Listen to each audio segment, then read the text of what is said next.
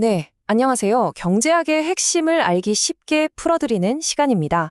오늘도 민준, 서연 학생과 함께 하고요. 오늘은 거시경제학에서 가장 중요하다고 할 수 있는 질문, 바로 어떤 나라는 왜 잘 살고 어떤 나라는 왜 가난할까? 이 문제에 대한 답을 한번 찾아가 보려고 합니다. 자, 그럼 시작해 볼까요? 자, 여러분, 이 사진 좀 보세요. 정말 인상적이지 않나요? 밤에 찍은 한반도 위성 사진인데 남쪽은 불빛으로 환하죠. 그런데 북쪽은 그냥 까맣습니다. 완전히요. 아니, 바로 옆에 붙어 있고 같은 역사, 같은 문화를 공유했던 곳인데 도대체 뭐가 이런 엄청난 차이를 만들어냈을까요? 선 학생, 이 사진 보니까 어때요? 정말 말문이 막히네요, 교수님.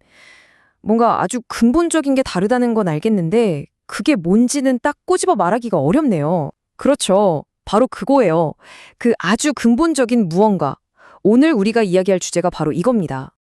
이 질문이야말로 경제학자들이 정말 오랫동안 고민해온 숙제 같은 건데요. 보통 경제가 성장하려면 자본이 많아야 하고 좋은 노동력이 있어야 한다고 생각하잖아요.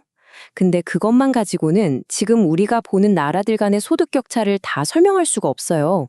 그렇다면 진짜 중요한 그 숨겨진 열쇠는 대체 뭘까요? 정답은 바로 제도에 있습니다. 좀 더 쉽게 말하면 그 사회의 게임의 규칙이라고 할 수 있죠.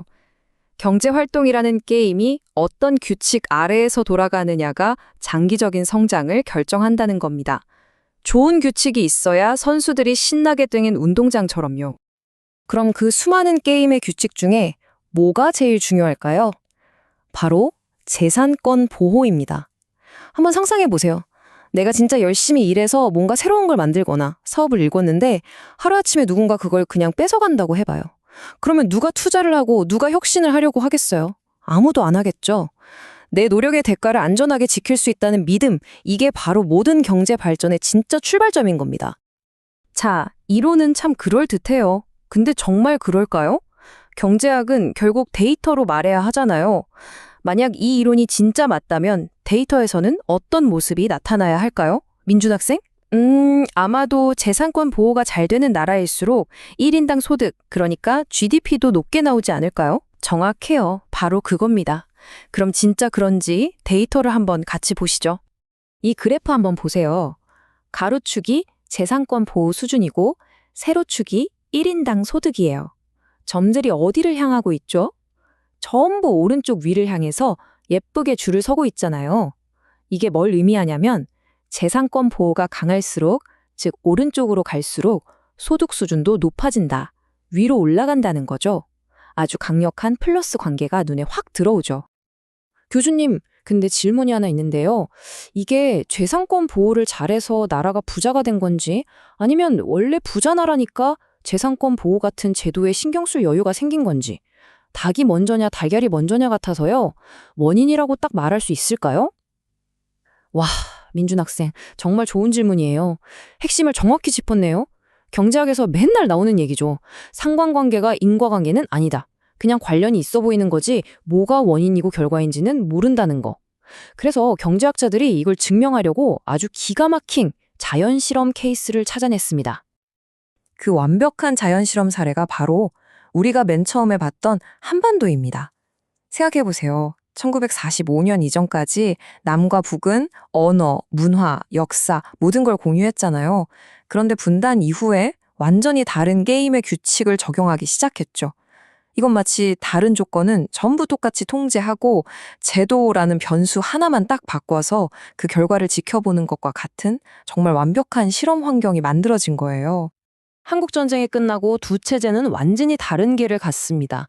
남쪽은 개인의 재산을 인정하고 시장 원리에 따라 움직이는, 그리고 전 세계와 교류하는 개방 경제를 선택했고요. 북쪽은 국가가 모든 걸 계획하고 통제하는 폐쇄 경제의 길을 걸었죠. 이때부터 인류 역사상 가장 극적인 경제 실험 중 하나가 시작된 겁니다. 그 결과가 바로 이 그래프에 고스란히 담겨 있습니다. 1950년대 초만 해도 사실 남과 북의 소득 수준은 거의 비슷했어요. 그런데 제도가 갈라선 그 순간부터 두 경제의 운명은 완전히 다른 길을 가게 됩니다. 남한의 소득은 그야말로 수직 상승하는데 북한은 거의 제자리 걸음이죠.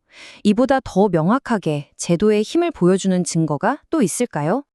불과 50년 만에 남한의 1인당 소득은 북한의 10배를 훌쩍 넘게 됩니다. 똑같은 땅, 똑같은 사람들이었어요. 다른 건 딱 하나. 바로 제도의 선택이었습니다. 그 선택 하나가 이렇게 믿을 수 없는 격차를 만들어낸 거죠. 자, 그럼 이런 생각이 들 수 있어요. 한번 제도를 잘못 선택하면 그냥 그걸로 끝인가? 영원히 가난해야 하나? 그렇지 않다는 걸 보여주는 아주 강력한 사례가 있습니다. 바로 중국이죠. 제도는 운명이 아니라 얼마든지 바꿀 수 있는 선택의 문제라는 걸 보여줍니다. 1978년 이전까지 중국은 아주 엄격한 계획경제 국가였죠.